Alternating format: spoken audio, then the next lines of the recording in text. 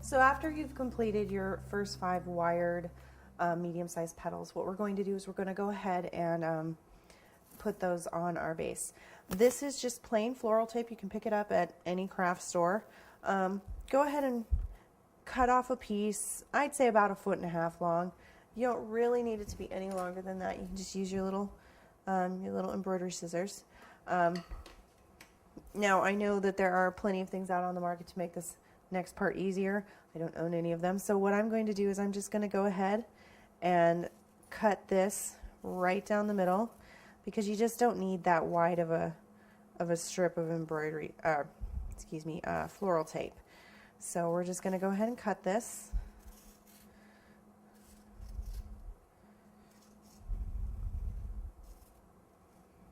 Just like that.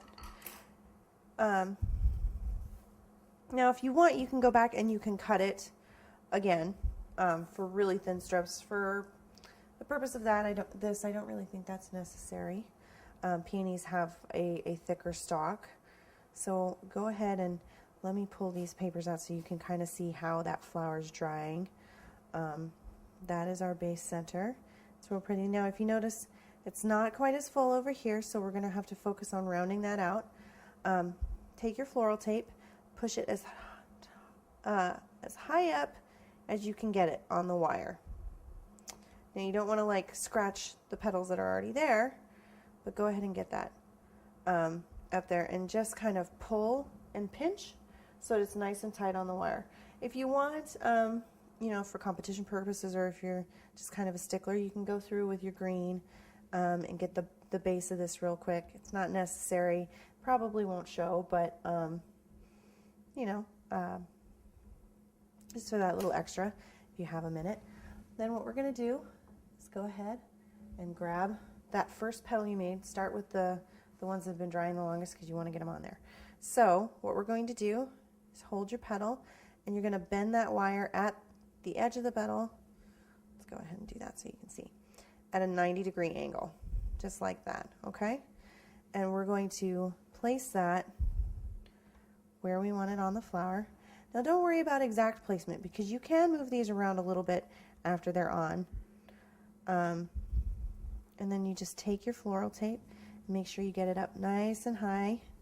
And you want to make sure that wire where it's bent is right up against the bottom of that. Go ahead and go around that maybe once, maybe twice. Grab your next petal.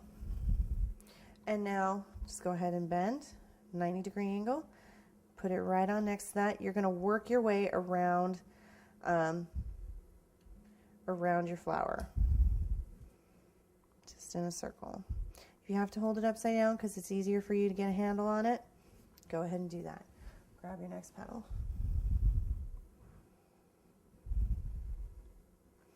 Now you'll notice when you're working with these that your petals are still they're still quite pliable. They're still quite damp. You don't have to wait. Now this is one of the things I like most about the twiddling technique, but also the platinum paste, is it really allows you to start working with your flowers before the petals are completely dry, which if you're under any kind of time constraints, or if you really want to make sure that the petals fit together, especially in a flower that has this many petals, it's really quite a boon to using that product. We'll get our last petal on there.